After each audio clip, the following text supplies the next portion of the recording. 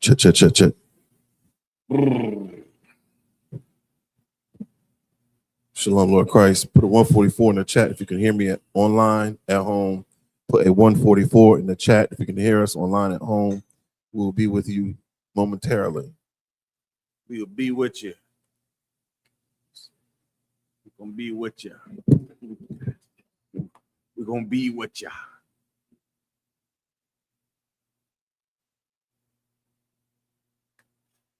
Gonna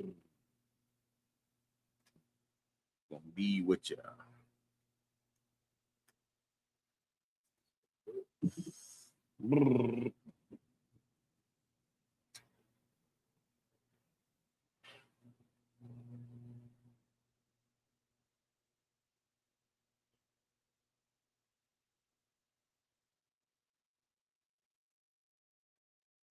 Got any toothpaste back there?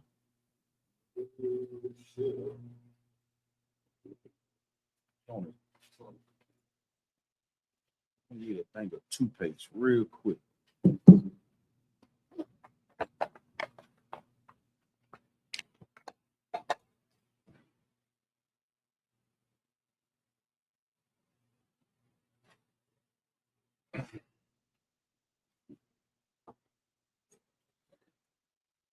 Check, check, check. Put a 1 in the chat if y'all can hear me. Put a 1 in the chat if y'all can hear me.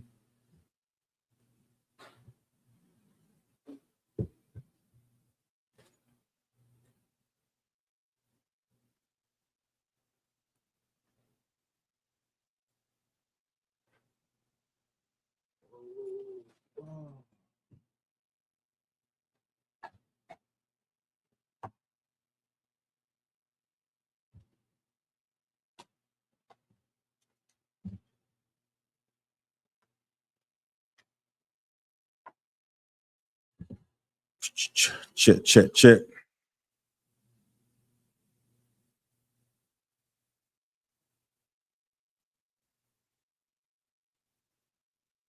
Isaiah, look in the refrigerator and bring me a drink out of there. Should be a soda or something in there.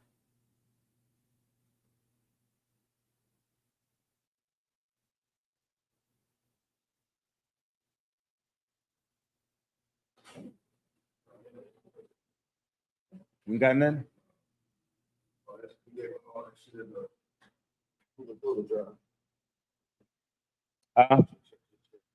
That's fine.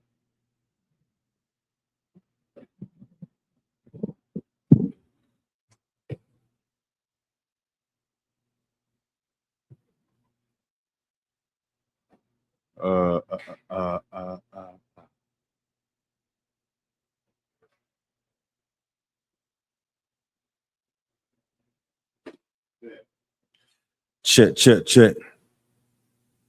We got some type of fluid or something. This is gingerella, man. Is it? Everybody, please go ahead and log in, Bakusha, so we can know who in the class to get started here shortly. Go ahead and get everything together. Make sure you got your notepads, pen and paper, your Bibles, get your swords out. Fuck yeah. Hold tight.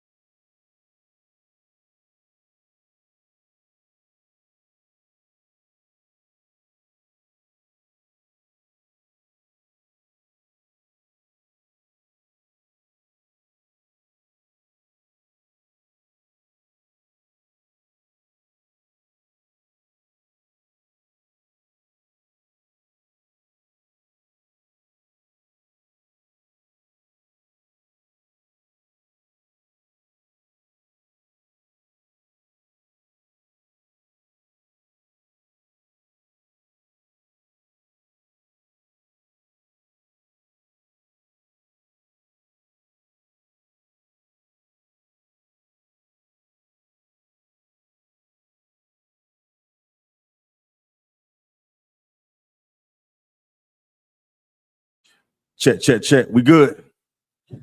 Man, Lord have mercy. Get a Lord a hand, man. Shalom. Yahweh Shimei Al-Shai Brakathum. To the Akim, the brothers. Shalom. Yahweh Shema Al-Atham by Shimei Al-Shai.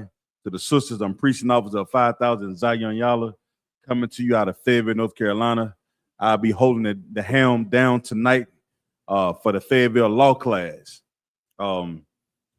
Like true I.S.U.P.K fashion, all across the nation will be teaching the law class. If you have any questions about the law that's pertinent to the law, I ask that you put it in the chat, raise your hand if you're in class, say Salakia, excuse me, which means excuse me. If you call upon you, then you ask your questions. If you want to answer the questions, make sure you do it in the same manner. Make sure you raise your hand so you can be called upon to make sure that we do everything in order and with structure. Before I start off class, I want to do something real quick. I want to Bunky, y'all. You gonna be my Can everybody hear me? Everybody hear me? Everybody can hear me? Everybody can see me? Y'all can see me? I want you to come here for a second, Bunky, y'all. Bring the microphone as well, Bob. I want to do this, and I want to do this before I start. I may do this like 2 or 3 times out the class.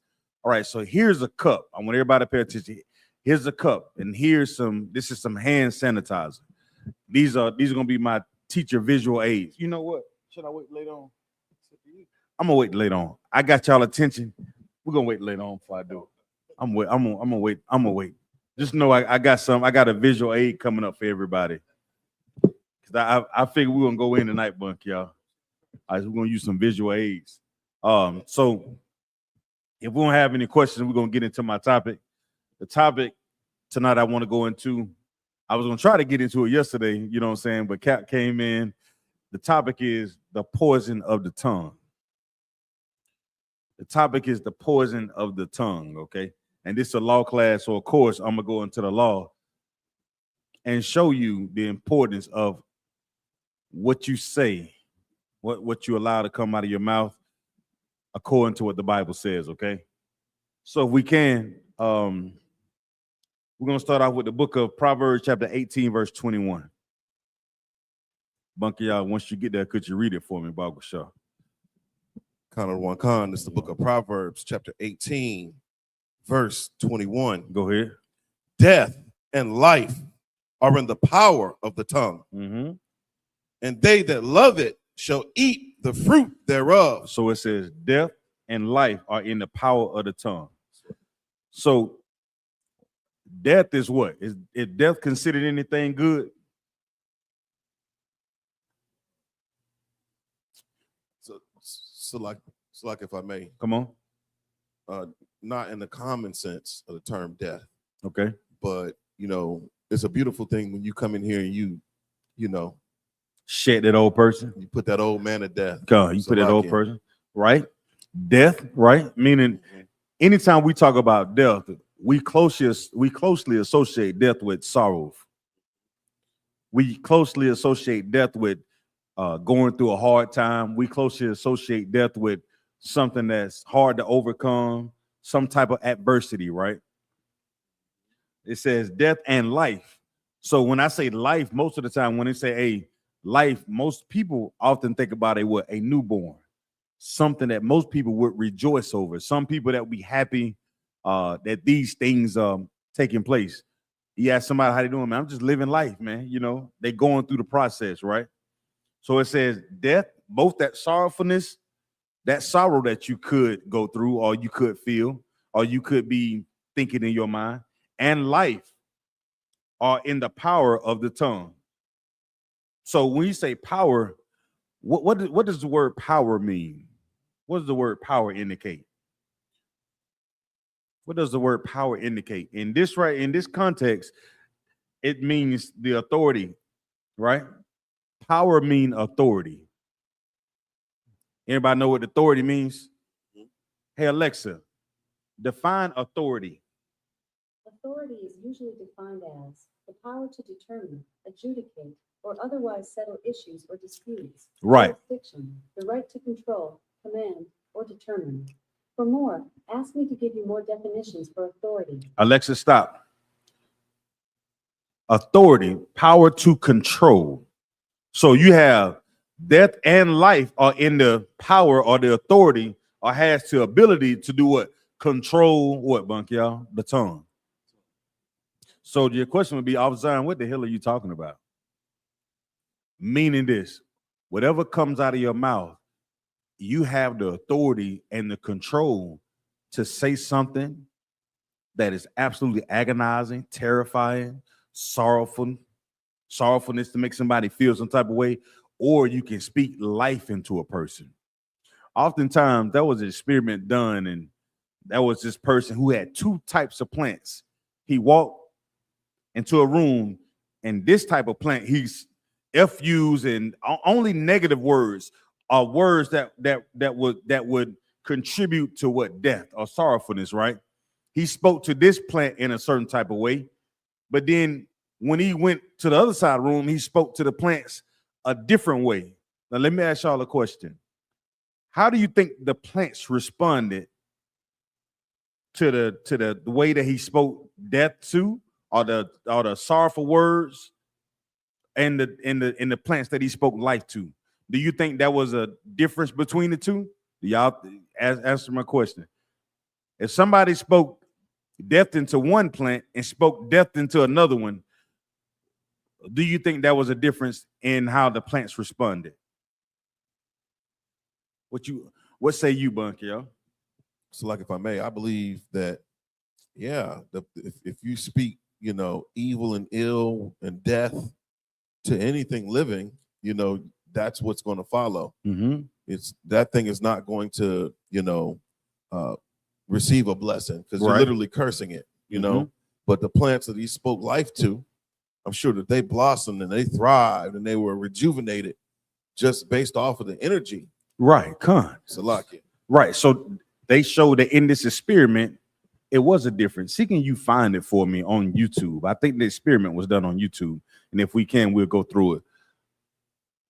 That is something that we all got to understand when it comes to what the Lord says in this scripture. We talk about the death and life of the power of the tongue, of the authority in the tongue. It's all talks about how you speak to somebody. What are you saying when you open your mouth? Let's right there. Students project experience on bullying plants. Yeah, let's do that. How long is? Oh, it's a short little video. Mm-hmm. Yeah, hold on, y'all. Hold tight, Bunky. Y'all want to play this video real quick.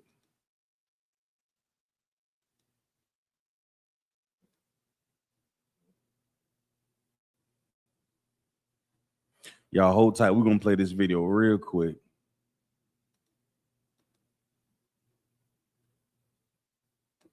Hold tight. We're gonna play this video about these two plants.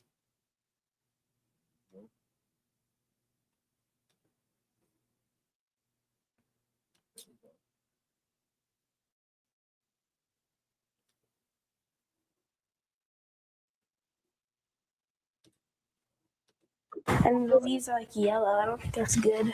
11-year-old Samantha Petragali and her mom are still trying to nurse this dead plant back to life after the fifth graders class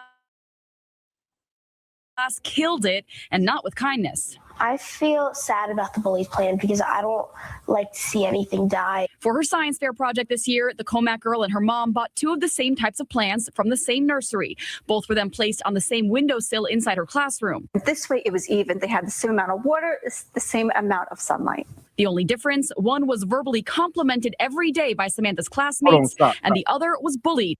The one plant was verbally complimented, Bunk, y'all, which is speaking what into that plant? We're speaking life into that plant. And the other plant was being bullied. Play on. Students tracked it all by a checklist. So the rules were, with bullying the plant, say mean things to it. Call the plant ugly. Call the plant fat. Call the plant stupid. The plant that was bullied began to wilt right away, and after just 6 days, it died, while the one that received compliments continued to grow. If bullying a plant for just 6 days basically kills it, imagine bullying a child. Last year, the furniture company Now, I don't know about y'all, but if I'm looking at this video and this was done in real time. What do you think is happening to you? What do you think is happening to us as Black, Hispanics, and Native Indians? What do you think about when we watch the movies about 12 Years a Slave and Annabella and all the other movies? Every year they come out with some type of slave narrative or some type of slave memoir that they want to place in front of us. This also goes to the fact of how you speak to each other in your homes. How do you speak to your children? Do you encourage your children? Do you speak life into them? Or are you a goddamn bully in your house? What are you saying to your wife? What is your wife saying to your husband? What are we doing to one another? Because if we want to live life, I do hope that our perception based on the video we just showed, if we want to live life, I think we should change how we interact with one another. I think we should watch what we say about one another. If those words can kill a plant in six days, think about the words that you say to one another when you speak. It's almost like a common thing for Black, Hispanics, Native Indians to tell jokes on one another, to joan on them, right? What do y'all call it in your zones? What do you call it? Sister Lanisha Robinson, what do you call it? You know, everybody from different sides, I guess different parts of different states across the nation. Like, what do we call it down in Georgia, Ayathon? What do you just call it growing up, Bunk, y'all? What y'all called it? Jonan?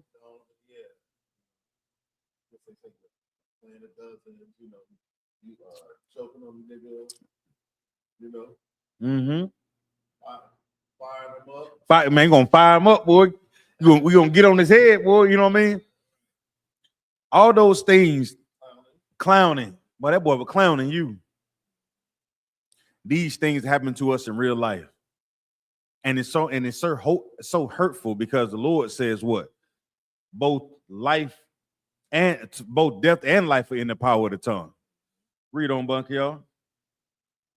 Power of the tongue and what? We're in the book of Proverbs, chapter 18, verse 21. Uh-huh. Death and life are in the power of the tongue. Uh-huh. And they that love it shall eat the fruit thereof. Now, what is this saying? Say, eat the fruit thereof. You know what that is? Come on. So, like, if I may, you know, those that love the power of the tongue, you know, however, you know, that tongue is used, however those words are used, the Bible is basically saying that you're going to reap what you sow. You're going to reap. If you speak blessings, you're going to reap blessings. If you speak curses, that's what you're going to reap. That's going to be the fruit that tree bears. I want to get into that tonight because we talk about what we're supposed to be doing when we talk about day-to-day life, when we come into this school and how we interact with one another. It is very vital that we always be mindful of what we say and do to a brother or sister. Because if you really believe what's in that Bible, what's in the Bible about how our power will fight for you because of what you believe and how you treat one another, then you would be mindful about what comes out of your mouth and how you treat a brother or sister. Meaning, this is not a place where you can run around and gossip. This ain't that. I started on the topic yesterday, and I was going into Bunkyard and said, the minute somebody calls you and say, hey, I heard this. Let me tell you about this. I think our bar was like, what she say yesterday? Girl, listen. Yeah. Boy, let me tell you what's going on. The minute you hear that, you got to know that that brother or sister is in contrary spirit of what Commander General Hunter has laid down in here. They're in contrast to the spirit. And if you begin to let them talk, just know the words that they're going to say to you could cause you to do what, Bunk, y'all? To lose your life. They could be speaking death to you based on what they're saying to you. Because, you know, once they get it out, you're stuck with whatever that they say. Come on. So, like, if I may, I mean, I had a sister say something about, you know, it's called trauma dumping. So somebody will bring a bunch of negative, just nothing positive, just negativity that's spewing from them. They're bringing it and drop it off, and now you stuck with it. Dang. And that's the transfer of energy, literally. Come. Salakia. Yeah, come. So we're all knowing what the Bible says, how we come back in the earth, how we are rejuvenated when we die. We are all seeds. You understand? We're all seeds of our what? Our fathers. So basically, we're all, I'm gonna simplify it, we're all plants. We're a nation of plants that come from a seed. So we all sprout. We come out of your father's loins. So when somebody is speaking to you, you are that plant. You need sunlight, you need water, you need all those things. And the Most High is the caretaker for all of us. So why wouldn't we consider what the Most High said, what we need to do to live for the things that he put in place on his earth? Tonight, I want to see and I cover these topics so that way we get a clear understanding of the importance of not gossiping, all right? And understanding the power of death and life are in the tongue, okay? We're going to talk about why the Most High hates gossip. I'm going to prove to you tonight, the Most High hates gossip. It's not just Officer Zion going to look through some scriptures and say, yeah, you know, this. Nah, I'm going to go into the Bible tonight, and I'm going to show you that the Most High hates gossip. I'm also show you that how gossip destroys trust.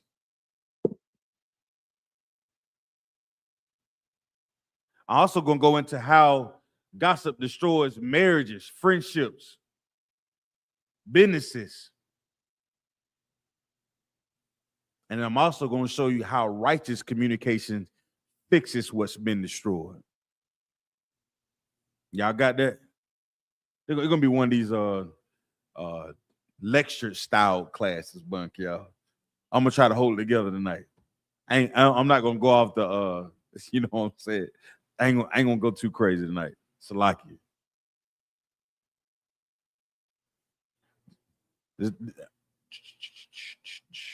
So let's start with proving that the Most High. Let's find out what the Most High thinks about gossip. Let's go Proverbs 6 and 16. Book of Proverbs, chapter 6, verse 16. Y'all put a 1 in the chat if y'all can hear me. I want to make sure everybody can hear me. Put a 1 in the chat if y'all can hear me. Because I ain't seeing nobody typing in, so I don't know if they listening or anybody typing anything, Bunk, y'all. Shout out to everybody that's in the chat. We got Officer Ayathon in the chat.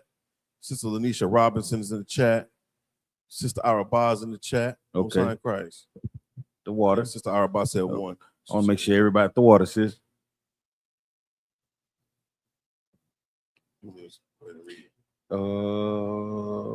Come, Bible Kasha.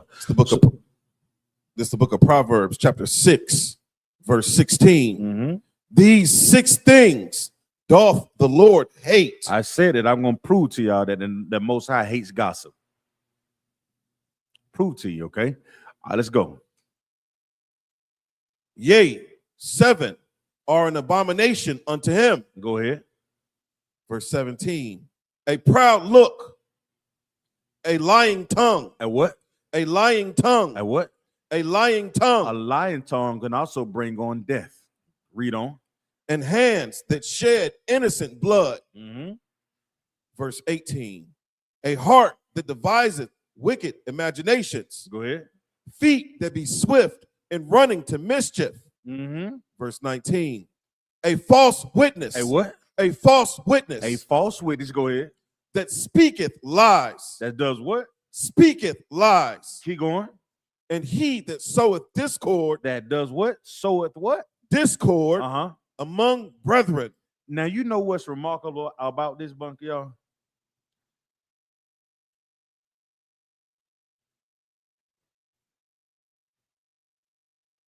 Among murder pride and wicked imagination, right? What the Lord also threw something else in there. What does he throw in there, Akia?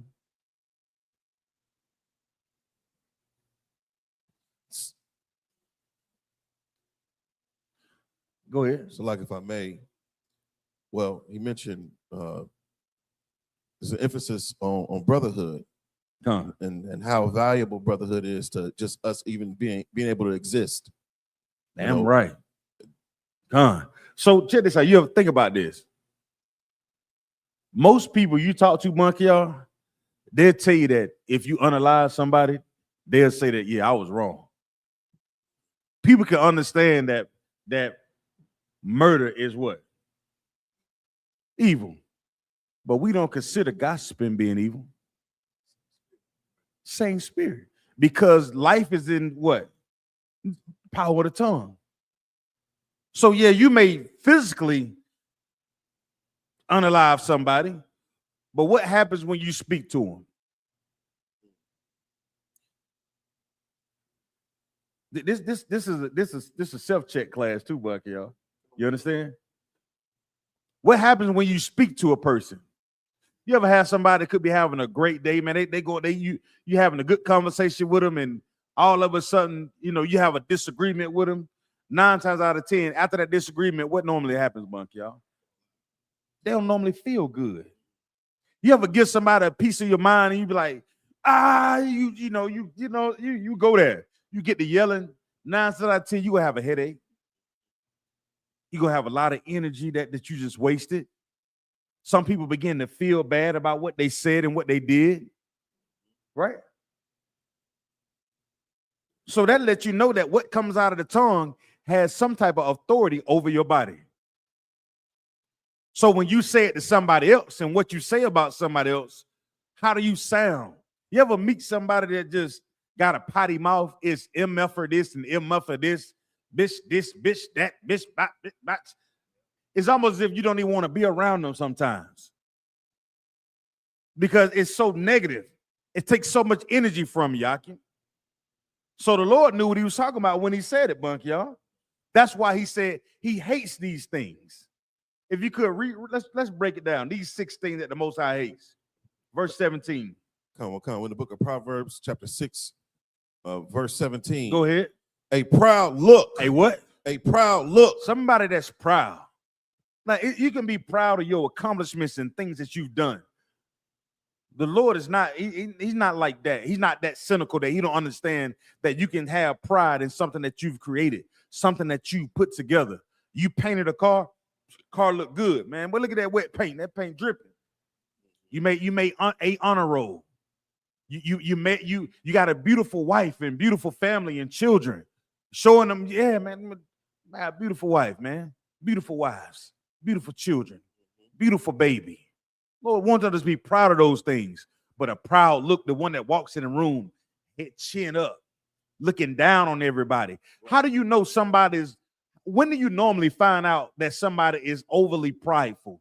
When they begin to speak. Oh, y'all eat that? I don't eat that. Oh, y'all gonna go over there? I don't go over there. That what type of car he got, girl? No. Oh, y'all going? What's the place they talking about? They want to? You going to eat at a cheesecake factory? No, they ain't.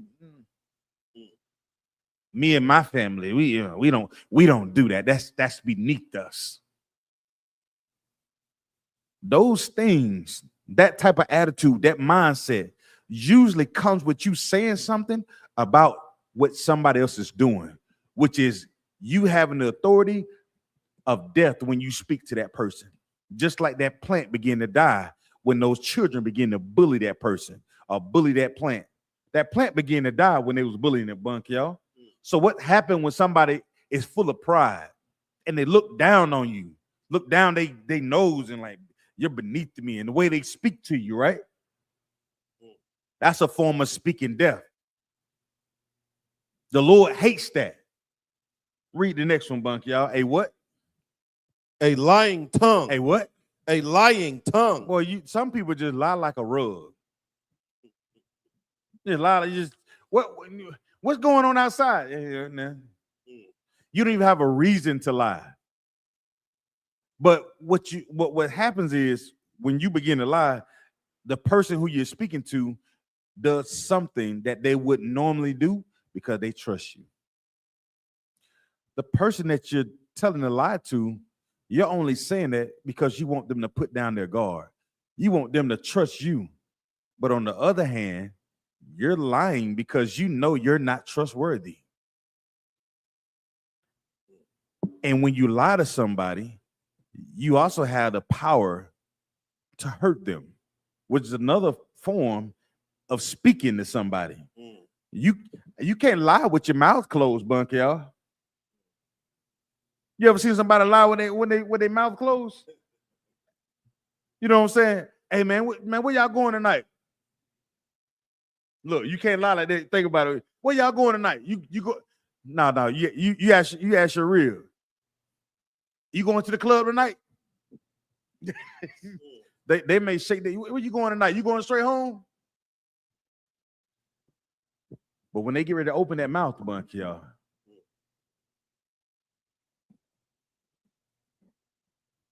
When they open their mouth, guess what come out of their mouth? Yeah, that death. Read on. And what? And hands that shed innocent blood. How do you know the hands that shed innocent blood? What normally happens? What normally happens when you get to the point where it's innocent blood? What does it normally start with? Anybody? What does the hands against any innocent blood? What does it normally start with? How do you even get to the point of it shedding blood, Baba Kashaw? What normally happens first? Does anybody know? What no? Anybody been in the hood or been around like disagreements, some type of I say innocent. What normally happens first? Does anybody know? Somebody, y'all try that for me. What normally happens before innocent blood is shed?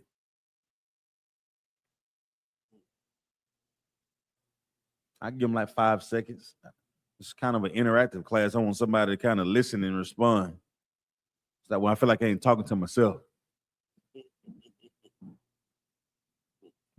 It's okay if I got to talk to myself though, Bunk, y'all. Right. It's okay. Long phone changed my name or some shit. You know what I'm saying? Come on, what you got? Salaki, if I may, I would say just a loss of control, those spaces that are devoid of rational judgment. That's usually when innocent blood is shed in those moments where, people aren't able to reason, That's true.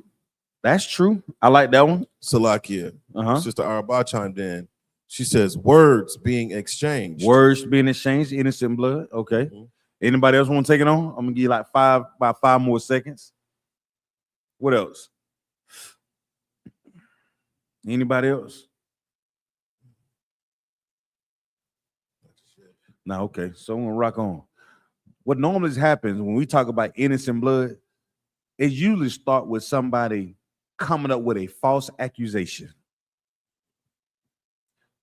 Because only way that they're innocent is to find out that what the person say why they did it is a lie. It's almost like the murder mysteries. You understand? Like Perry Mason, what's some of them other Perry Mason, Medlock, Murder She Wrote. What's the other one? Forensic Files, First 48. It usually starts with somebody trying to cover up something, Bunky, y'all. That's the oppressor. You see how he hunts us? And the first thing he do after he unalive one of us is figure out how can he get out of it by coming up with some type of lie to justify what they just did. And they usually, to justify something against somebody that's innocent, you have to come up with a lie. So not only do you perform the death physically, you do it with your mouth as well. And usually the actions come out of your mouth first before you do it. Boy, you better, you don't know what I'll do to you.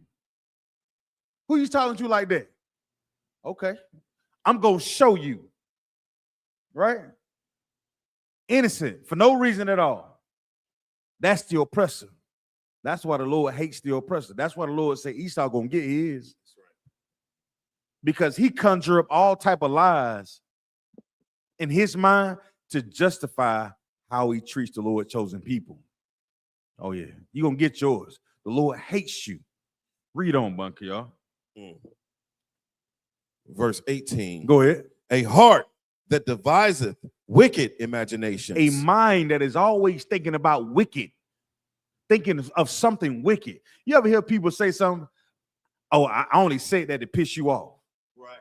Damn. Right. What type of why wouldn't even exchange if we really trying to solve a problem? Are we trying to, if we brothers, oh, I only say that to piss you off.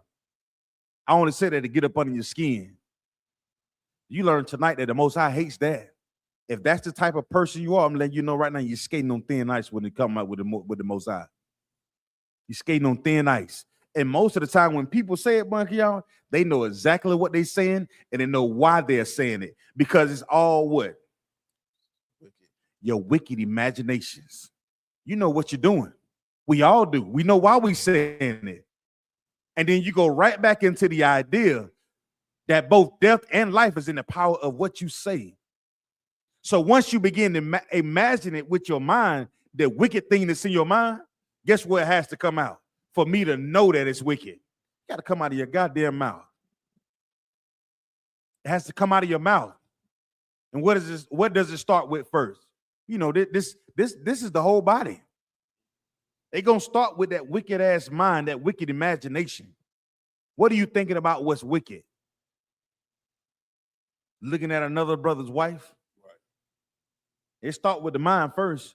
And if you get close enough to her, guess what's going to come out of that mouth? That lie. That imagination, that thing that you got in your mind that even makes you bold enough to walk over to speak to another man's wife. Right. Huh? It even makes you bold enough to be like, yeah, I probably can hit that. What does it start with first, Bunky, y'all? What's in your mind? And then you're going to walk over and use the words that are filled with death when you begin to speak to her. Because every woman in their goddamn right mind that ain't trying to be dumb as hell, I don't believe in I think women, you can't treat women like children. That was General Hyman said. The hell with that. People like to imagine that women are 13-year-old girls with breasts. Nah, General Hyman said, nah, no. Women are much more than that. So when a brother walking over and trying to get your attention, you got to know like what's in his mind. You know by the way his postures and how he lean when he put his hand on against the car and lean over and Buck, y'all, you know how you used to do. You lean over and talk to her. You got your hand on the car like, yeah, you know, trying to show you your muscle. Yeah. You trying to impress her with your deep voice. Yeah, I'm Bunker, y'all. Yeah. I'm not talking about Shalaki, brother. You know, so I'm just an example. Of course, he would never do anything like that. I promise you. I promise you that. No brother in this school would do anything like that. No sister in this school would sit around and let a man talk to them in a way, and they know the intentions of the man because it's coming out as what? It's coming out of his mouth. It's coming out of his mouth, Bunky, y'all. You sit there and listen and engage in conversation about what's coming out of this man's mouth, knowing that he's speaking a form of what, Bunky, y'all? That's a form of death. Because if you go with your move, yeah, go and go with your move. You know what I'm saying? Go and go with your move. Brother, you sitting there talking to this woman, and you know she a whore. You know she in the streets. You know what type of woman she is. She come around, you smelling good. What you doing, Zaddy? Huh? You started entertaining. You started getting, you know.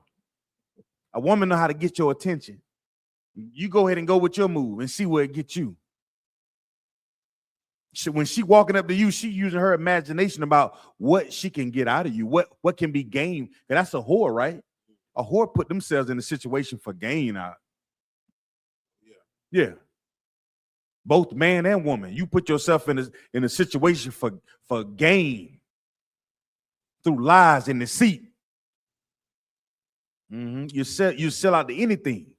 So Akim, be careful that woman walking over to you.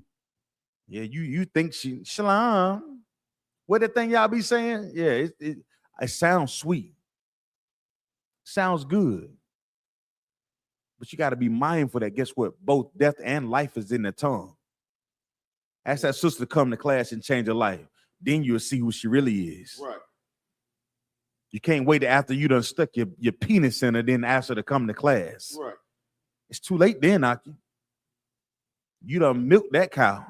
She's yours. And you got to deal with all the other crap that comes out of her goddamn mouth, bunk, y'all. It went from being sugar to shit. Salakia, excuse my language. And how do you know it went from being sugar to sugar honey iced tea, bunk, y'all? You know the sweet words that she used to say when you first met her, when it was all nice. You only known her for 2 weeks, but she, you want to lay down with her just like that. Yeah, that first week you was in there. You was in there like, yeah, she gonna be the one. You sleep with her. That the first time you get that 2 pumps in the Tootsie Roll, and you roll off of her, and you look at her, and she looking you right in your face. You realize what? Oh shit! Every brother know what I'm talking about. You roll off of her, and you look at you. You look at her, and she look at you. You look at her, and she look at you, and y'all, and she gonna say something stupid like, "So what are we now?" What you mean? What you mean we? Yeah. All these things begin first with what, Bunk, y'all? Our wicked imagination. It starts first with what we're thinking. And as you begin to think, it's going to come out of your mouth. Come on. That's heavy you say that. I was watching this thing today, and what's her name? India Ari. Mm-hmm. She is leading the charge to boycott that song, Spin That, by Young Miami.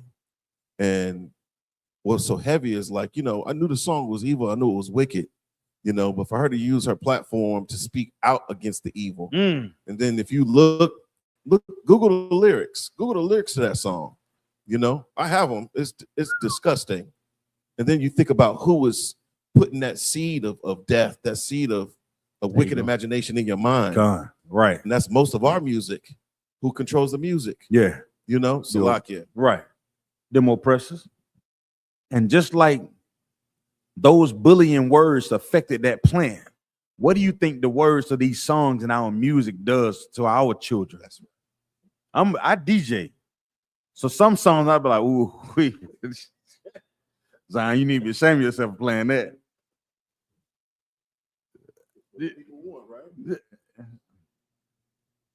But then when you play certain songs, it get everybody, hey, your uncle can be in a wheelchair. When they're that, whoa, everybody, brother can be broke down, hip hurting, leg, ain't got no money in the bank, he missing teeth, ain't got no hair, musty, he still put his arms up with that song, come on. Certain music does that to you.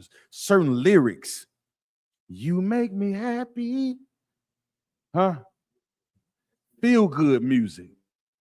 But when we talk about the music this drill music, and the first thing you hear is rah, rah, rah. It's like, wait a minute.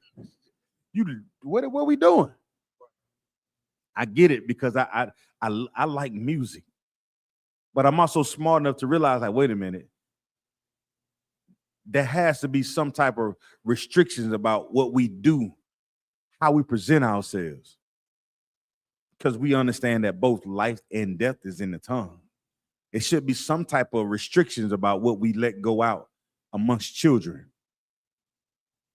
Right? Read on. Feet that be swift in running to mischief. Feet that be what? feet that be swift in running to mischief. Go ahead. Verse 19, a false witness that speaketh A lies. false witness that speaketh lies. You remember we started off the topic with saying that this is something that the Most High what? Hates. So we talking about somebody who witnessed lies. That means you're the one that telling the lies. Which meaning what? You're gossiping. You're a false witness, meaning you're not even telling what actually happened. You're not even telling the truth, bunker, y'all. Which is you telling lies. That false truth is a lie, ain't it? And I just proved to you that this is something that the Most High hates. And you know why the Most High hates it? Read on, bunk, y'all. A false witness that speaketh lies, and he that soweth discord among brethren. And he that does what? And he that soweth discord among brethren. Most High in Christ. Most High in Christ. When you start telling lies among brother or sister, and you having false witness, you begin to gossip. It's much bigger than just the words that are coming out of your mouth, right? It's much bigger than that. What you begin to do is sow discord between brother and sister.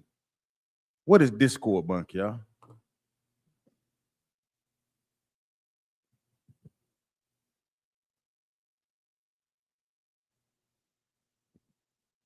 Discord. Salakia. Definition of discord is a lack of agreement or harmony, often resulting in conflict or strife. A what? A lack of agreement or harmony, often resulting in conflict or strife. It broadly refers to a clash between people, opinions, or sounds.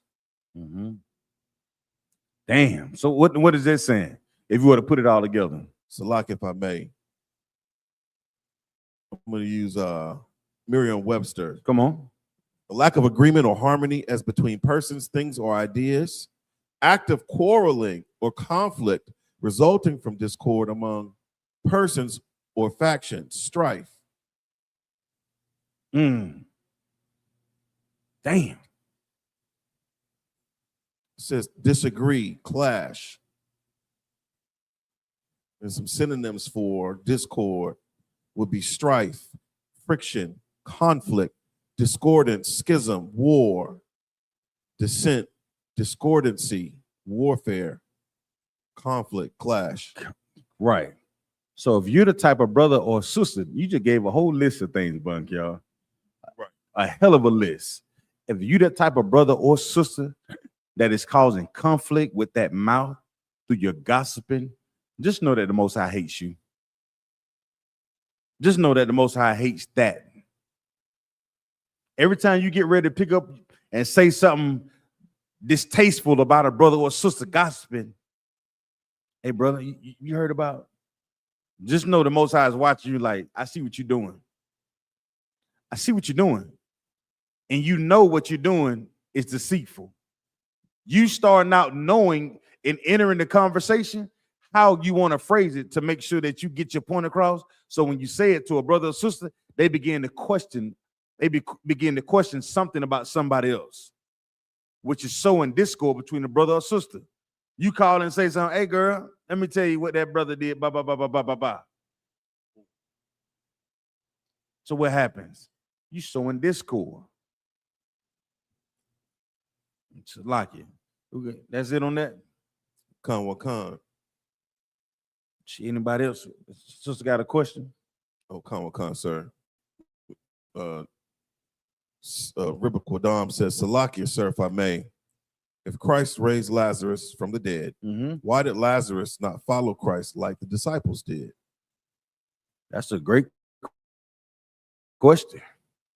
I would say put the book, chapter, and verse where you read it that when Christ raised Lazarus from the dead.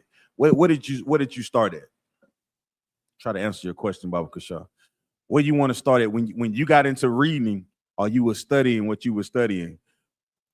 What book, chapter, and verse did you start to read in when Lazarus rose? Or when Christ raised Lazarus from the dead? And that's great because the Lord, oh man, that's Tawab. That's Tawab, because that's actually going to speak life. Because you'll see what Christ did to raise Lazarus from the dead. I just want to know where she started. Let me know when she put it in the bunk y'all. Come on, sir.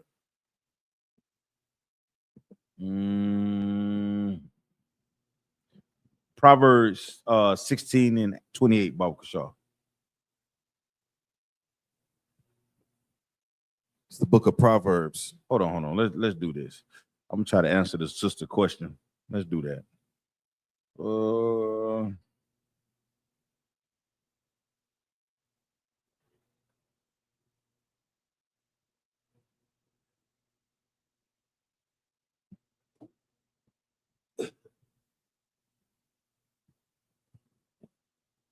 Let's go John, book of John, chapter 11. We can start at verse 1. John, what now? 11. John 11. Gone. Since she asked, but I like to see exactly what, you know what I'm saying. Is it just a general question, or is she trying to get like something that she read? Well, for sure. It's the book of John, chapter 11.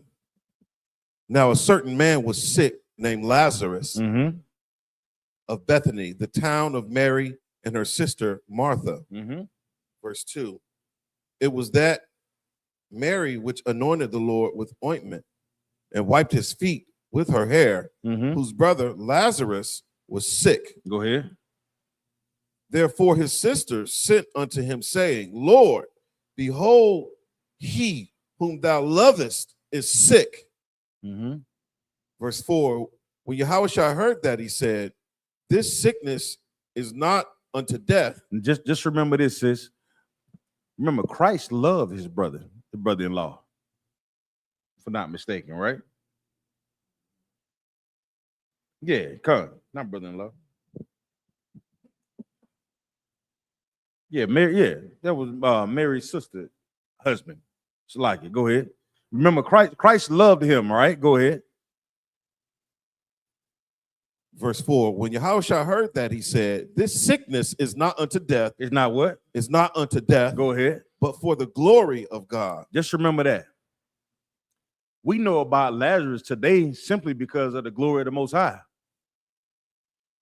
We know about the power or the miracle of raising Lazarus from the dead because of what the Most High decided to do. All right? Read on. That the Son of God might be glorified thereby.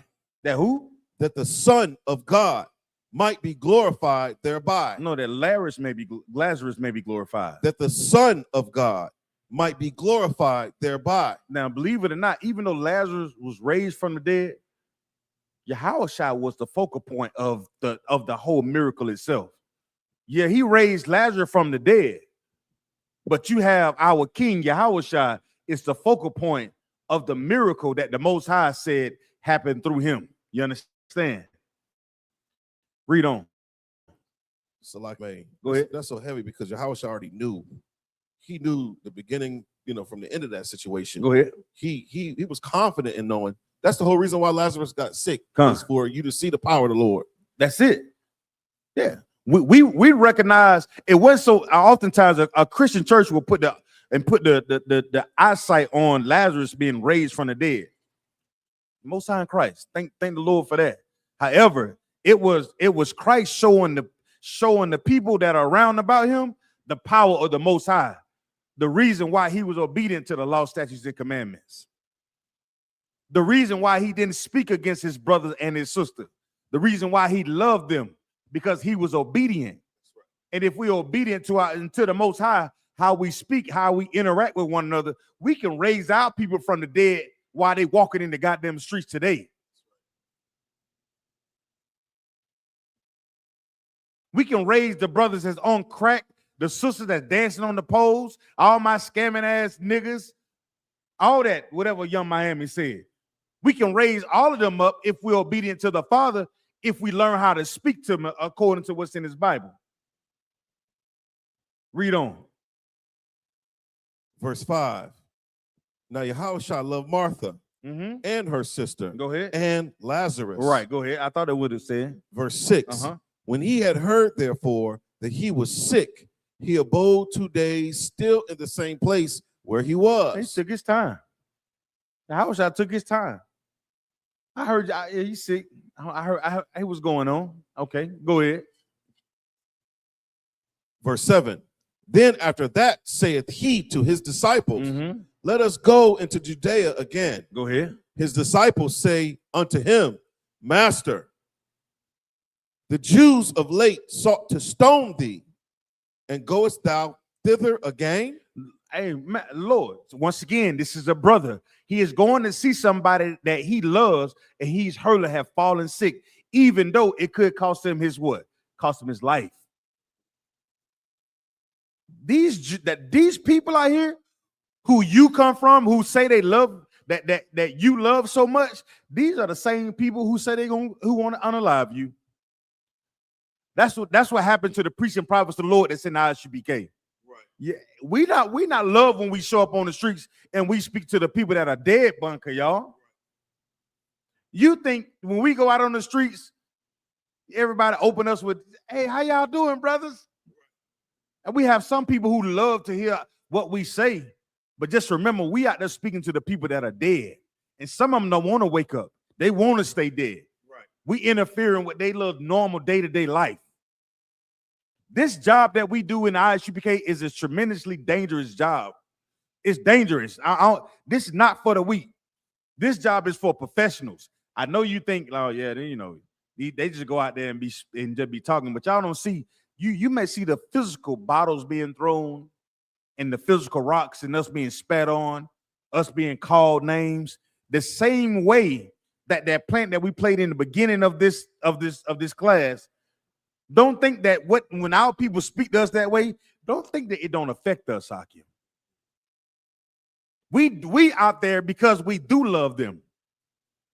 You understand? We're not sitting in some pulpit waiting to get paid, telling lies to the people so they can stay dead. We're out there trying to speak to the bones, bunky, y'all. So when they say things against us, and our wives say things against us, and our children say things against us, and our fathers say things against us, and our mothers say things against us, and our cousins, those things cut deep. But nevertheless, we're going anyway. Nevertheless, we're going to show up anyway. Nevertheless, we're going to show up at camp anyway. Even though the Jews sought out to what? To unalive you, to stone us. We're the same priests and prophets of the old, walking in the spirit of Christ, that will go and try to wake up his people, even though they're trying to unalive him. Ain't it what the scripture just said? Read on, please. Salakia, sir. Uh-huh. Just a brief precept. Come on. You said something that was heavy. Go ahead. Ezekiel 37:4. Again, he said unto me, prophesy upon these bones. Come. And say unto them, O ye dry bones. Oh, ye what? O ye dry bones. Go ahead. Hear the word of the Lord. Mm-hmm. Right. It don't get no cleaner than that, bunk, y'all. When we go out on these streets and we telling our people to come off the drugs, put down the abortions and the prostitution and the unaliving of one another. Stop trying to join with the oppressor. Come out of the Christian church. We're talking to the dry bones and the dead souls that are walking around in the earth.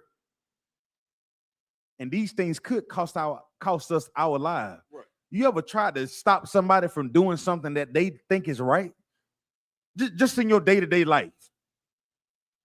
When you first come in the truth and you tell your mother, hey, mama, and I don't want you eating that pork no more. Your mama look at you like, who the hell are you talking to? I'm your mama.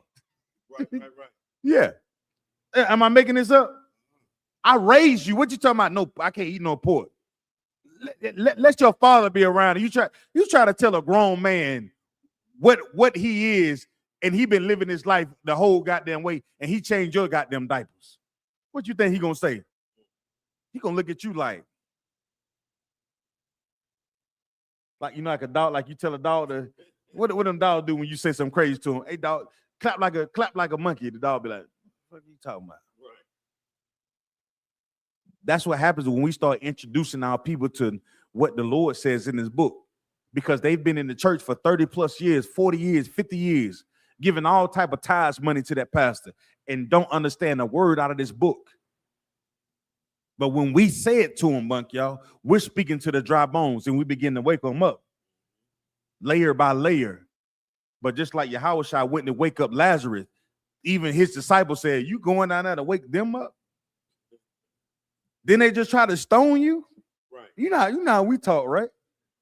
Let's see what YAHANNA says. Keep reading. Let's go. It's the book of John, chapter 11, verse 9. Verse 9. Let's go. YAHANNA answered, Mm-hmm. are there not 12 hours in the day? Uh-oh, come on.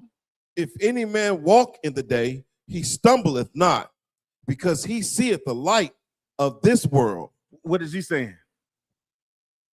What is he saying? Brother, you can take your time and not get where you want to get. You can take your time and you can stay still in the darkness. You can stay still in the dark. You can stay right where you at.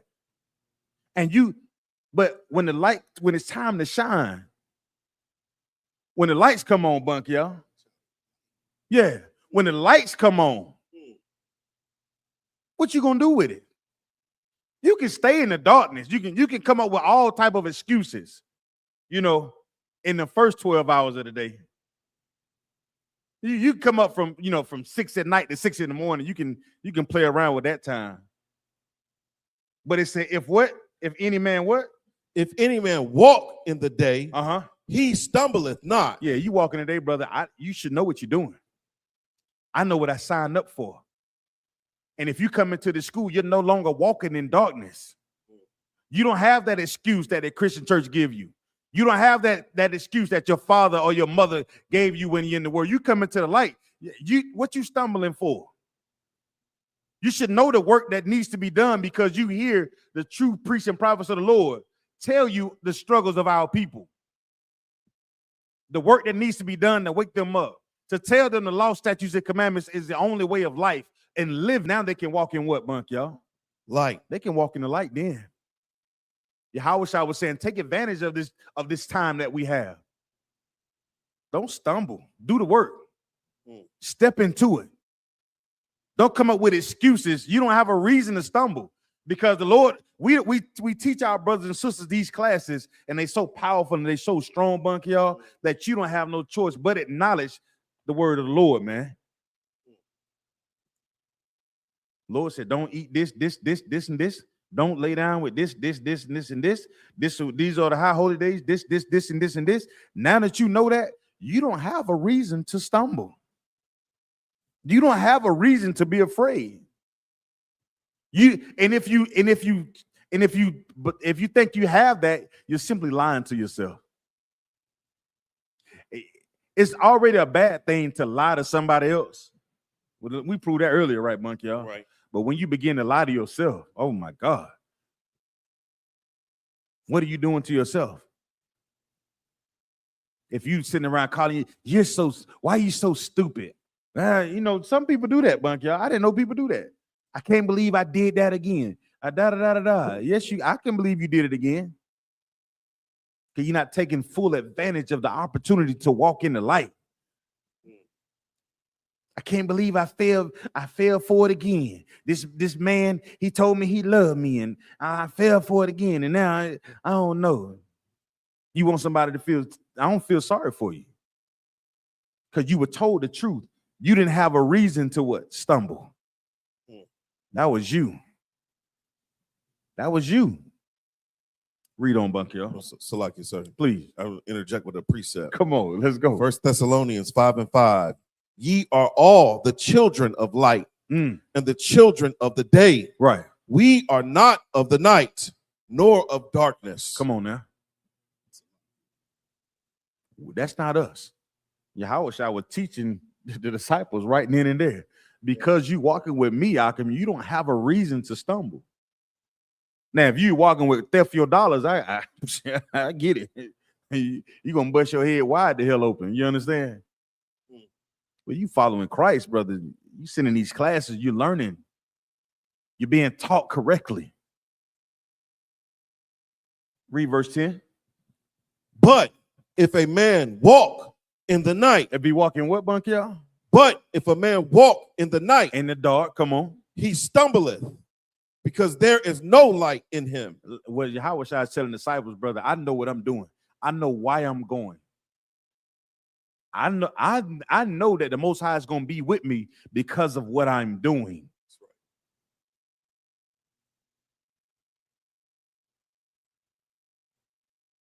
Read on.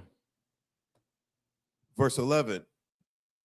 These things said he, and after that he saith unto them, Go ahead. our friend Lazarus sleepeth, but I go that I may awake him out of sleep. I mean, what? That I may awake him out of sleep. It says he went to go get Lazarus because Lazarus was a friend. The disciples was already with him. I think that's what you asked me earlier, right? Yeah, like the disciples did. The disciples were already with Christ. They was already walking with Christ. He was teaching them, but he nevertheless still considered Lazarus a friend. That's why you got friends. We all got friends that we talk to from day to day. They have your friends ever showed up to class?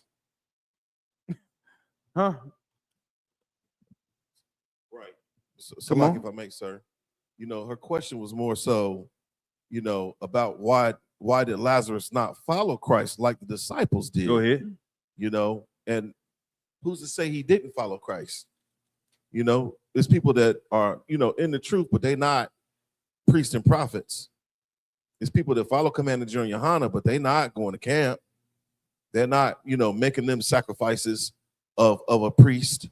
You know what I'm saying? So it's like, who's to say that Lazarus, you know, went back out into the world? The Bible says that Christ loved Lazarus. You know, why would he love something that is wicked, something that is evil? There had to be a reason why Christ loved him. Salakia. But she said that her question was a general question based off of a brother she heard speaking on Bigo.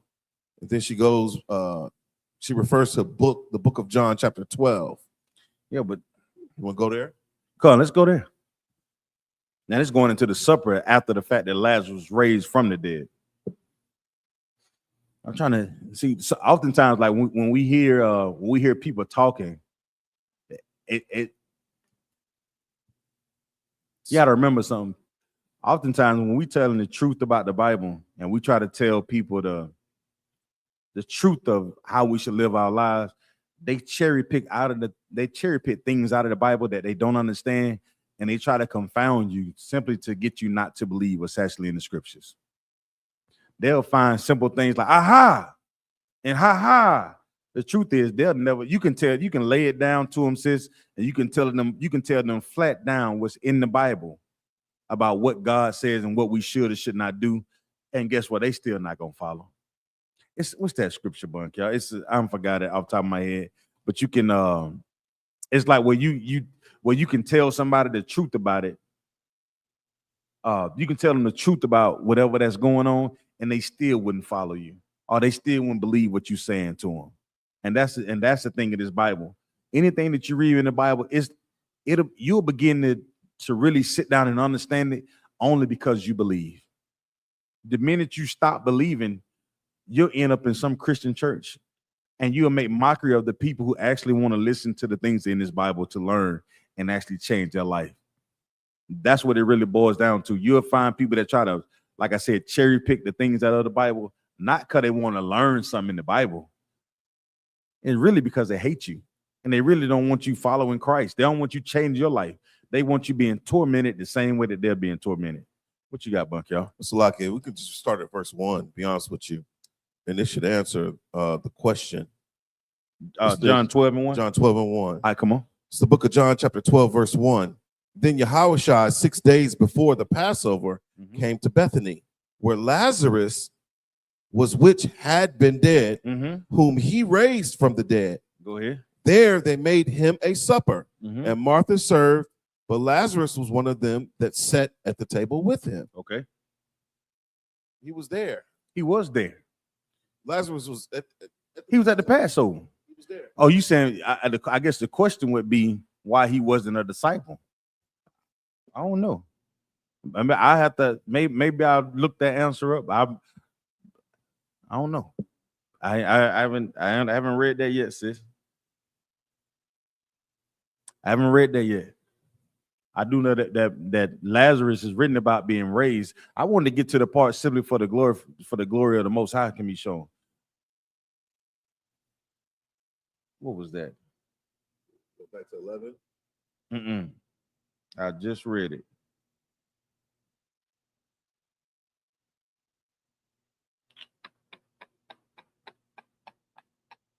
So, like, if I may, Go ahead.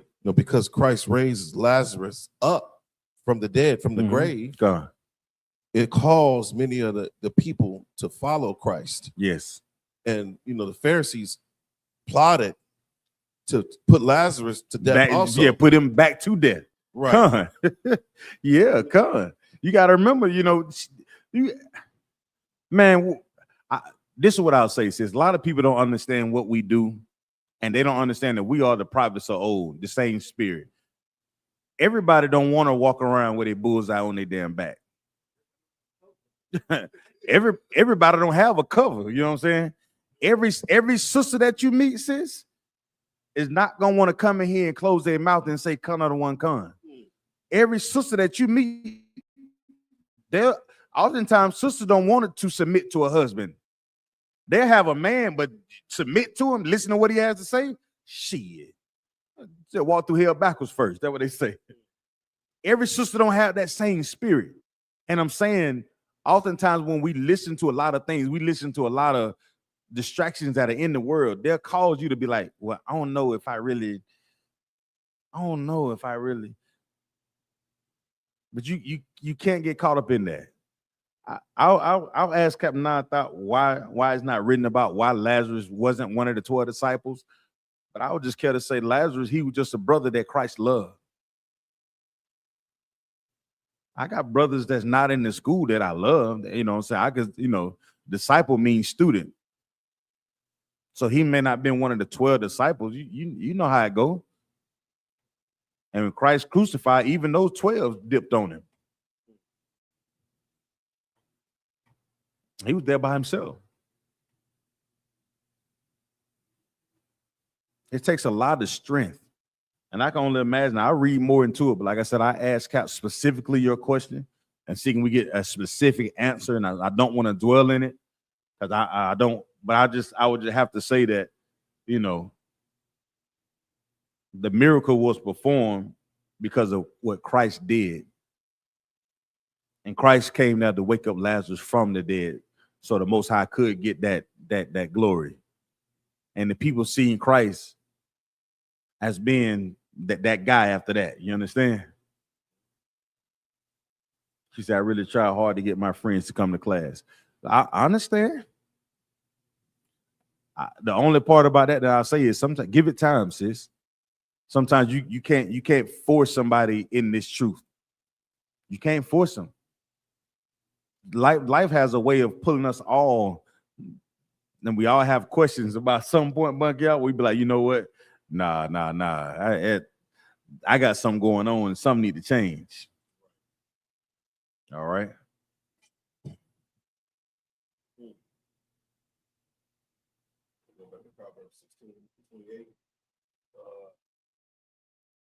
Yeah, 16 and 28. Go back to the book of Proverbs. It's the book of Proverbs, chapter 16, verse 28. A froward man soweth strife, Mm-hmm. and a whisperer separateth chief friends. A what? A whisperer separateth chief friends. Now, how about you owing me money? A whisperer separateth chief friends. Now you punched me in my eye. What'd you punch me in my eye for? A whisperer separateth chief friends. You want to get somebody separated Start with a small whisper of gossip. Start with a small whisper of gossip. And see what happens. Somebody can owe you some money and you will get over it. Time will pass, Bunker. You'll get over it. Man, just give it back whenever you get a chance, man. Just, you know what I'm saying? Just bring it back whenever you get a chance. You know what I'm saying? Right. Just bring it back whenever. Just bring me back the money whenever you get a chance. Man, you can get into a fight with her. You ever in school, Bunker, y'all? You get into one of them fights. You're like, damn, boy, we done knuckle up, man. Come on, man. Let's go get some ice cream, boy. Man, we'll be past that. Well, but let somebody start a rumor about you. Let one of your partners, let one of your partners, you know, say that you, man, whatever. Let one of your partners say something. Yeah, man, you know, that's all it takes. And usually, Bunker, y'all, that chief friend is responsible for what? What that chief friend is responsible for? Holding you down how? You right, your chief friend is responsible for holding you down, and what else? Just being a brother to you, protecting you. That's true. What else? Brother, you protecting you. All those are nice things. But what else? Up against anybody if it's you know a real chief friend. Right. But what else? But chief friend, maybe a sister can answer this. A sister gonna know this. Let me see if a sister answer this. What is a chief sister or a chief homegirl or that best girlfriend? What is her main responsibility of being your best friend that you call your friend? Let me see if a sister answer this. What is she good for in the world? Of course, I ain't talking about no sister here. But you was in the world. Let me say, Salaki, if you can remember that, I know that's a long time ago, but everybody who's listening, when you was in the world, what was that chief friend responsible for? What was she responsible for? I'm gonna see if anybody can answer that. When you was that old man, try to think back. I know none of us do this now because we in this school, and we are starch against that. You understand? But if you can think back, that friend that was in the world, what was their main responsibility when it came to y'all relationship? What was that? So like a ride or die. Yo, you're ride or die. What are they responsible for? Me in my BS. Be your what? To support me in all my BS. Support you in all your BS. I like that Right, one. wrong. Right, wrong. What else? I want somebody in the chat to tell me when you was in the world, your BFF, your best friend, your homegirl. The sister don't want to answer this one. What is she responsible for? What was she mainly responsible for? Come on, Aguatian. The brothers, you can answer too. What was she responsible for? What was that main brother that was your ace boon coon? What was he really responsible for? Y'all don't want to answer this. Y'all don't want to answer this. I don't want to answer this one, Bunky, y'all. All right, to give. See, that's a knife answer, sis. You know, that's real nice of you. I like that one. That's a nice, sweet answer. I like that. That's so nice of you to say that. To give it. All right, give advice. But that ain't the one I want though. You know the one that I want. Go and give it to me. Give me the one I want. Here we go, Officer Kowal. Yeah. Says keeping all your secrets of how you cheat on your husband or boyfriend. Yeah. See, he know. See, don't nobody else want to tell the truth. Kowal gonna tell it now. Salakia, Sister Arba says, my girlfriends weren't gutter, so we were honest with each other. Sister Naim says, to take everything to her grave. Thank you. Arba, my friend was not gutter. My friend was all butterflies. Yeah, sure. I know. But the sisters understood. They keep those secrets, Akim. They keep those secrets that you don't want nobody to know. And you tell them, and usually that friendship normally falls out when they begin to tell who, Bunk, y'all? Somebody else. When you tell anybody that secret, that friendship, that bond, that trust that you had, the minute you hear what you tell somebody or you told somebody out of somebody else's mouth, oh, it's like, oh, I can't believe you the relationship over with after that, Bunk, y'all. You know what? Don't worry about the money. Keep the money. Don't worry about paying me back. Fuck, I don't need your money. Don't worry about it. You told my business. Don't, start a rumor, all right? Start a whisper. We don't do those things in I.S.U.P.K, Akim. You have a problem with somebody, you go to him and him alone. If you can't fix it, you go to counsel. Those assumptions and those rumors all start with somebody keeping a secret. My old man, you say something like, you should never say anything that you don't want repeated that they come out of your mouth. And the old school said, Bunk, y'all, you shouldn't say nothing that you don't think it need to be repeated out that comes out of your mouth. Because both death and life is in the power of the what? Of the tongue.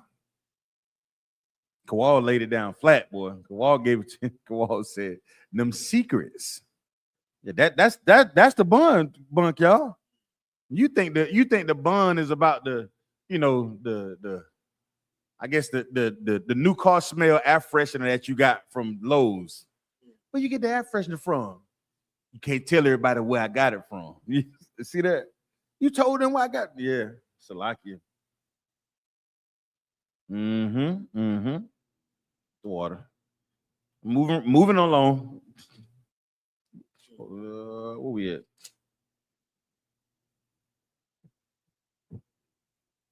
Book of Proverbs, chapter 11, verse 11. Come on.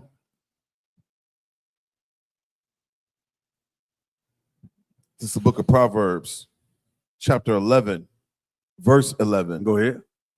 By the blessing of the upright, the city is exalted. Go ahead. By the upright, the city is exalted, right? Exalted. That means the city is what? Raised up or lifted up, correct? By the blessing. By a blessing, right? It's a blessing. Read on. But it is overthrown by the mouth of the wicked. It's overthrown by what? By the mouth of the wicked. Why would the mouth of a wicked destroy a city? What do you think, Bunk, y'all? Why would the blessing the city can be uplifted, but the mouth, it can be torn down, it can be overthrown? Why is that?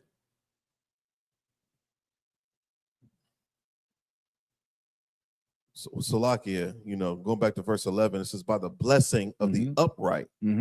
So to be upright is to be righteous. Right. It says the city is exalted. Only reason why the city would be, blessed is because the upright findeth favor in that city. Right. So they'll be on one accord, essentially. This is a righteous city. Right. So the city's been blessed by the righteous. But it says it's overthrown by the mouth of the wicked. So a righteous city that is exalted by the blessing of the upright is overthrown by the mouth of the wicked. So meaning there can't be any, talebearers. There can be no liars within that city. Right. Because it's gonna sow discord. And who are the wicked speaking against? The righteous. Right. You see that? You gotta know that when if you happen to hear a rumor, they're coming to you to bring you down, to overtake you, to overthrow you, to change your righteousness into the wicked. And you're gonna begin to speak just like everybody else. And if you're not careful, you're gonna begin to gossip and spread rumors throughout your neighborhood, throughout your city. And by spreading those rumors, those wicked rumors, you're going to tear down a city that was once blessed and was upright. You're going to begin to tear that city down. You got a man that's in your house that you say you love, that you say, man, I'll give anything to my husband. He's the head of your house. He's the man that makes sure everything is any intruder that comes into their house, you're going to look for that man to be there for you. And some sisters don't understand, but the minute you begin to speak against your man and talk evil against him around his circle, around his friends, around your friends, you don't understand that city, that house that you once had that was strong. What you think would happen to that house, Monk, y'all? Yeah. That house will be overthrown. You're gonna bring that man around your friends and your family, and they're gonna be like, he gonna be like, hey, could you bring me some drink for the bring me something to drink from the refrigerator? They're gonna be like, hey, get your, they gonna throw the cup at him, but hey man, get your own cup. What's going on? Usually because it's a lot of this, Monk, y'all. It's a lot of talking. You normally see the people face change when the rumors begin to circulate. You the last one to, get in. You want something, man? All the politeness goes out of the way. And guess what happened? It all started with somebody saying something. Those rumors. Saying something against the righteousness that's in his Bible will bring that city down. That will bring that community down. That will bring that relationship down. Read on. Verse 12. Mm-hmm. He that is void of wisdom, Go ahead. despiseth his neighbor. Yeah. Meaning what? By talking against your neighbor, you know what I'm saying? You don't have no wisdom.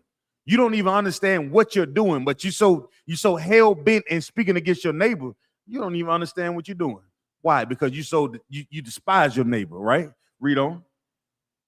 But a man of understanding holdeth his peace. Read on. Verse Meaning 13. what? He holds his peace. What that mean, Bunky, y'all? Some things are better left unsaid. Something, give him a hand. He understands. He understands that if I say this, Bunky, y'all, all hell gonna break loose. I say, I'm gonna hold my tongue. I'm gonna hold my what? Yeah, I gotta live next to this. I'm gonna hold my peace. That's right. Some sisters don't know how to do that. They say, well, I'm gonna tell you everything that's on my mind. You know what? I don't want to know everything that's on your mind. Hold on to that. Don't tell me that. Let somebody do something for me, Bunk, y'all. I want to do this now. I think we in it, right? This is a little experiment that I want to do, Akim Akwati. I want to do something real quick. All right, so this is a cup that we got, and this is some hand sanitizer, right? This is some hand sanitizer. So what I'm gonna do is I'm gonna pump all this hand sanitizer into this cup, right? And I'm gonna ask Monkey y'all to try to put it back in the bottle. Monkey y'all, now could you put that back in the bottle for me? I'll hold it. Put it back in the bottle for me. Y'all see, but y'all see I just pumped that in there. The Monkey y'all gonna pour it back in the cup. He gonna pour it back in the bottle. Now he pouring it. I don't know if y'all can see it, but he pouring it back in there. He getting it out. All right, he pouring it back in the bottle. All right, that's good. The water, but y'all give Bunky y'all a hand, man. He helped me out with this experiment. Now, Bunky, y'all, do me one favor. Is there anything still left in there? It's a good little bit still left in there, right? It's still a little bit of leftover, even though you try to pour all of it back in the bottle. What? That's what happens when you gossip. That's what happens when you let those things come out of your mouth when you begin to speak against a brother or sister. See, you can't take all of it back.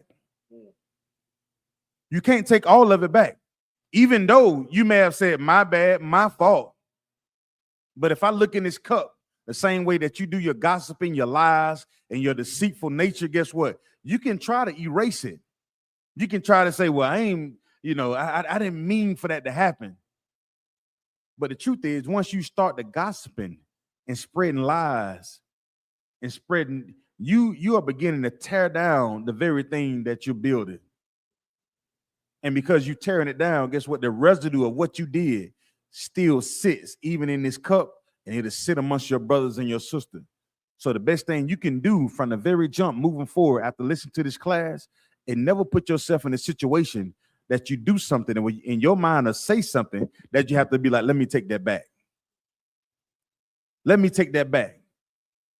Yes, a brother and sister can forgive you, but guess what? The residue of what you done, you got to remember, like, man, I want to redo. I got to redo my what you call it, Bunky, y'all? What's the word I'm looking for?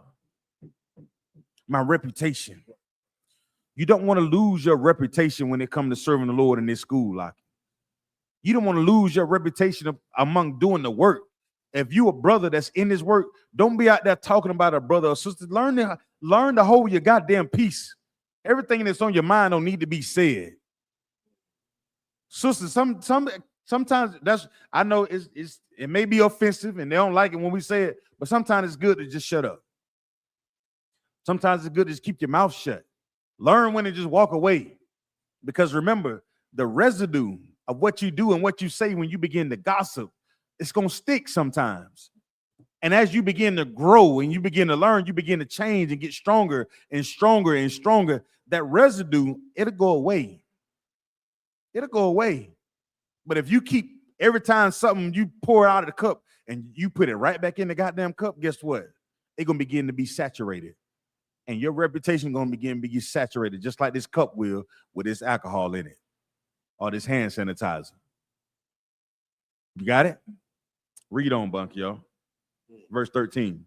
It's the book of Proverbs, chapter 11, verse 13. Uh-huh. A talebearer. A what? A talebearer. A talebearer. Come on.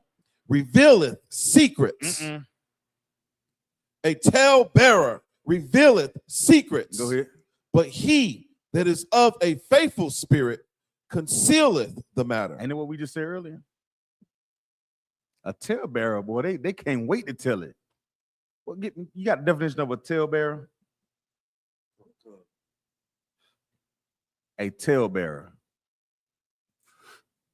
So, like, I know I'm moving a little slow in the class tonight, but I just want to tackle this point, Baba Kashaw.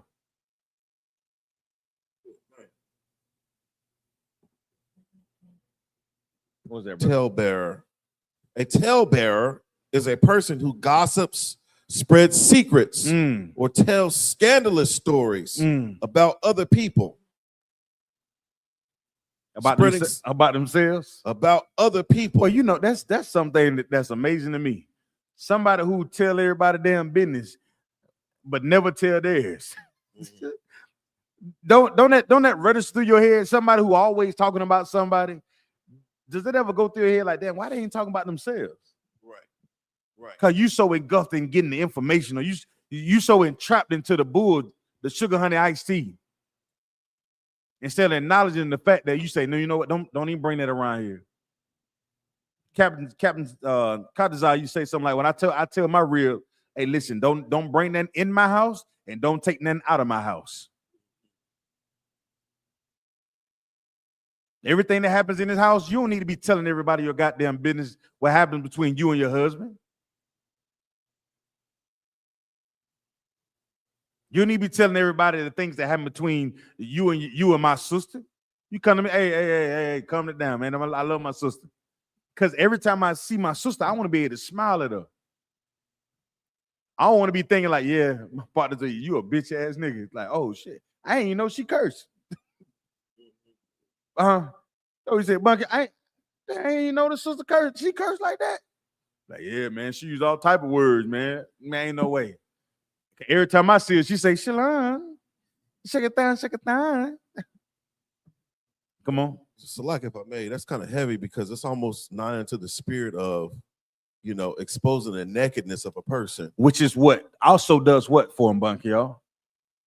It unalives, it destroys him. It kills them, just like that plant did in the beginning. Even though you're speaking indirectly to them, you saying something negative about your person or about a brother or about a sister continuously is not going to lift them up. It's not going to give them life, Bunky, y'all. It's going to take their life. The very thing that they're fighting for, you're in the process of taking that life away from them with your goddamn mouth. Go ahead. So, like, if I may, it's heavy that, during that experiment with the plants, They said they were bullying the plant. Bullying the plant out. And so that spirit of exposing someone's nakedness, it says it represents a destructive, ungodly force that aims to humiliate, degrade, and shame others. And that's just so heavy. You know, I think about Ham and what he did with Noah. You know? Right. To shame The him. spirit behind what he did, though. To destroy his reputation. He could have saw Noah in the tent and just closed the tent and held his peace. Sometimes you have to, in the spirit of brotherhood and sisterhood, that's a form of protecting them. Brothers come into this school, the minute you start, man, Captain Nye, hey, Salakia, you need to go to him and him alone out. Right. Man, go holler at him. You know what I'm saying? Go get that straight. Man, that sister, blah, blah, blah. Hey, Salakia, sis, I know you upset. I know, you know, he may be the most evilest man you ever met in your life. He the worst nigga you don't ever met in your life. Even though your last 16 boyfriend that you had all left you because of your mouth. You do know they left you because of that, right? Even though you may have had the WAP 3000 and the whatever else that they say they got nowadays. Yeah, you do know he left you because you didn't know how to shut up. Yeah, he is evil. He shouldn't say those things to you. But better yet, how about y'all go to council and fix it? I don't need to know what's going on in your house. Let the righteous men above us judge those matters. You can't come in here and share your woes of your marriage with every sister that walks through the door. I don't believe in multiple this and I remember it. Hey. It's like it says. We won't do that. You want to talk to a brother or sister, you go get counsel. That's right. Somebody walking through the door and they trying to change their life, and you want to spring that on them to take the life that they're looking for. Every sister that has a marriage, all the marriages is not going to be the same. All the relationships not going to be like everybody else relationship. But the goal is for us to come into this truth and learn to be together in peace. We can work on it. We can simply talk. That's all. Take a little time. Don't go to bed mad and mother. Ain't go to bed. Don't go to bed mad. Just be like, all right, we'll talk about it. Let's calm down. I guess you get some rest. I get some rest. We'll talk about it. Right. If it take us a couple days, 2 or 3 days, couple weeks to talk about it, bunk y'all. Sometimes I'm not angry. I don't understand what's going on. But I'm gonna be patient, and whatever I can think about, I'm not gonna sit around and you know what you talking about your issues with your brother, your sister, with people that are in the world. Do you think they ever gonna come into the school if you do that?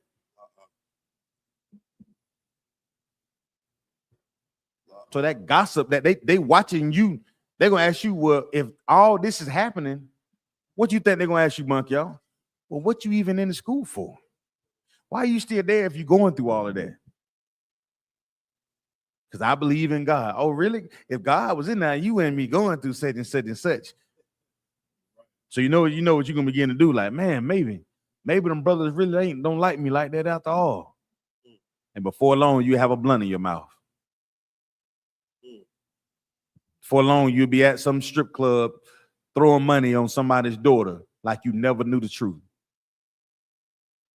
Before long, you'll leave this school and go and find yourself up under another man because you thought he could make you feel better. Truth is, nobody can make you feel better because you don't even love yourself. You don't love yourself enough to sit down and try to figure out how can you fix the thing that's wrong. You think you always leave fixing your life up to somebody else. Or some man or some woman think they come into your life and they supposed to fix everything you done fucked up your whole goddamn life. You know him for 2 weeks, you know her for a day and a half, you have sex with him, and all of a sudden your life's supposed to be perfect. They ain't how this thing works. You come in this school, you have to change. The things that you used to gossip about, the things you used to say, the things you say to other people, those things have to take place. They have to take place for you to really. That change have to take place for you to change, for you to become better, for you can not be sick. It's like your bunk, y'all. I ain't mean to go. Proverbs 26 and 26. This is something that you have to do, Baba Kasha. 26 and 20, Salaki.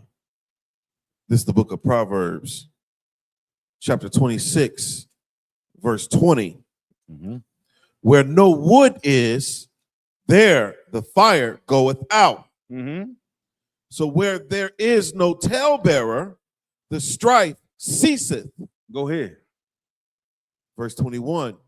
As coals are to burning coals, and wood to fire, so is a contentious man to kindle strife. Go ahead.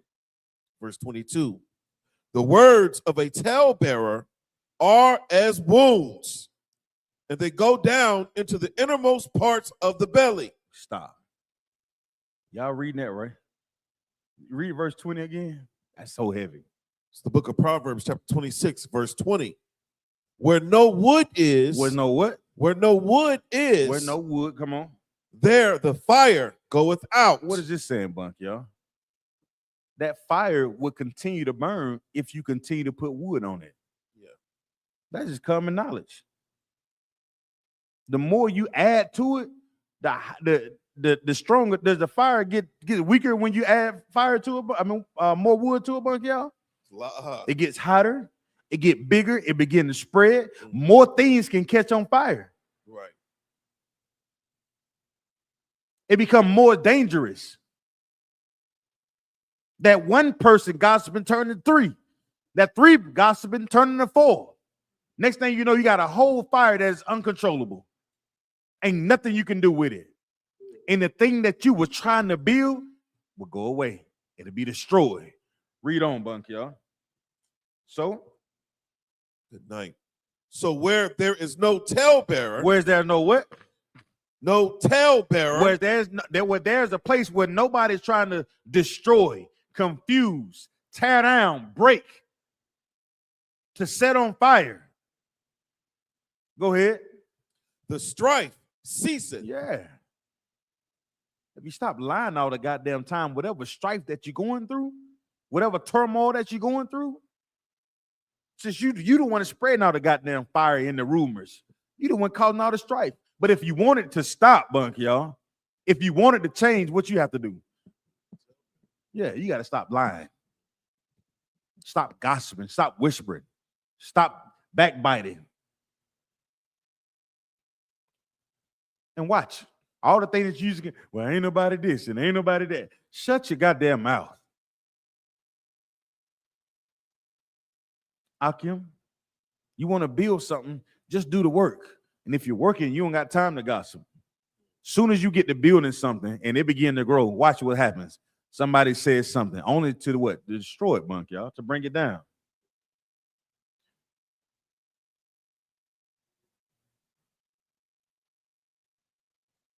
Let me ask you a question. I want to know, what keeps gossip alive? What keeps gossip alive?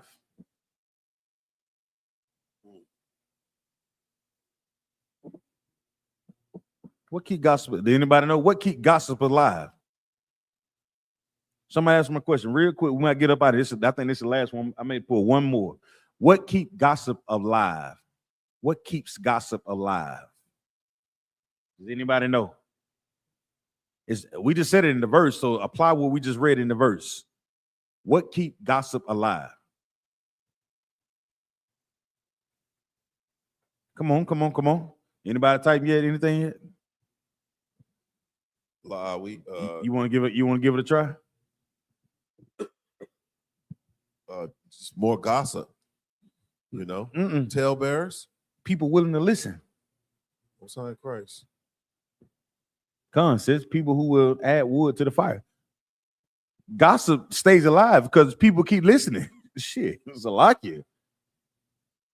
No audience, no gossip, no murk. No audience, no gossip. But if you the type of person say run into mischief, ain't it what we said earlier, Monk, y'all? Yeah, if you got swift feet to mischief, hey, Zion did what? Oh, that's it. Okay. Before I do that, mother, I know that fucking y'all was smoking that weed. Huh? Right. I know that sister. Here it come. Big fire. Gossip will stay alive because people are willing to listen to it. Where there's no audience, there's no gossip, Hakim.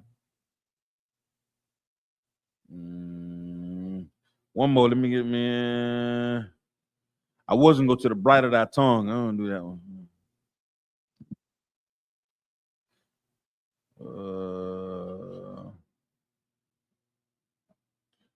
This is a Christian scripture, but I only like to read. The Christian wear it out so much. I'm just gonna say it. It's like it. Let's close it out with Psalms 19 and 14. The Christian wear this one out, but it's on point. We're not Christian, and we're gonna use it how the Lord intended for it to be used, Baruch. Not in the Christian way. We're going to use it to close this class out in the spirit of brotherhood and sisterhood and the law. It's the book of Psalm, chapter 19, verse 14. Go ahead. Let the words of my mouth and the meditation of my heart be acceptable in thy sight. Everything that comes out of your mouth and the things that you do, your thoughts. Think about, would the Most High be pleased with what I'm thinking? Would the Most High be pleased with what I'm saying? Now that you know who the Father is and the things that he hates and how you build something, how you build something and how you destroy something with what you say and the things that are in your thoughts. Now that you know that, make sure before it comes out of your mouth or before you get too over engulfed into it, ask yourself, would the Lord be pleased with my speech? Come on. Proverbs 15 and 3. Go ahead. The eyes of the Lord are in every place, Come. beholding the evil and the good. Come. Hell of a precept out. Damn right. The Lord's eyes are everywhere. If you can think about that, Lord knows it. I know it's rough. I'm saying, I know. Shit, I know. But that's what we're fighting for. That's the spirit that we have to have when we're talking about taking over this place and building a brotherhood and sisterhood that's unbreakable. That's what you have to think. Like, what would the Most High say if I say this? Would the Lord be pleased if I say this? That's what you have to think about. This class is a self-check class because sometimes I get beside myself too, and I gotta say, oh man. As I am, well, you rough on that. But that's all of us. That's accountability for what we say and what we do. That's taking accountability. When it goes to your mouth and it gets come out, you should think like, damn, that was rough. But we fight to be perfect in this school. We fight to teach our people the perfect way. That's why we study on these scriptures. So we can change. We build up a consciousness about what we do from day to day so we can get better, be stronger, wiser. All right. And with that, that's my time. I'm going to turn the class over to preaching power of the Lord, Officer Bunky. Y'all clap it up. I.S.U.P.K security announcements. We are the I.S.U.P.K, started out of 1 West 125th Street, Harlem, New York. Rule for new brother or sister. When a new brother or sister comes to the school, they are off limits for 6 months. They are to be saluted only. They are here to shed themselves of the world. If they need transportation, the teacher will arrange it. After 6 months, if a brother or sister has an interest in a particular person, he or she must get permission from the head to speak to a brother or sister. There's another 6 months in which the brother and sister will court each other. After this 6-month period, the brother and sister will get permission from the head to marry. Tithes, which is a commandment, the book of Numbers, chapter 18, verse 21, book of Malachi, chapter 3, verses 8 through 10, means tenth in the Hebrew is pronounced ma'ashara. 10% of every penny of any increase the Lord gives you. Give to treasury department or teacher. Priest fund, the free will offering for priests, not mandatory, whatsoever amount you would like. the upcoming Holy Convocation. We have the memorial blowing of trumpets, first day of the 7th month, which will be Friday, September 11th of this year, according to the book of Leviticus, the 23rd chapter, verses 24 through 25. We also have, the Nashville Cookout. Blackout cookout. The Blackout Cookout, man. This weekend, man. Get with your camp leader. Set your affairs in order if you're interested in going to the cookout, all right? If anyone wants to be a trooper in the school, start wearing all black, boot, shirt, pants, headband, and scarf. And with that, I-M-A-J-I-M, which means to stand. Come. Men of Israel, we're going to render one courtesy salute to the teacher. I-M-A-J-I-M Shabbat. I-M-A-J-I-M Barak. Yahweh by Shem Yahweh Shabrakatah. Yada Matah, hands down. Sar, turn to face the sisters. Sisters, I-M-A-J-I-M, which means to stand. Men of Israel, we're going to render one courtesy salute to our sisters. I-M-A-J-I-M Shabbat. I-M-A-J-I-M Barak. Yahweh Shemar Latah by Shem Yahweh Shai. Yada Matah, hands down. Class dismissed. All right, now. Good job, priest. Most high in Christ. Most high in Christ. Late days.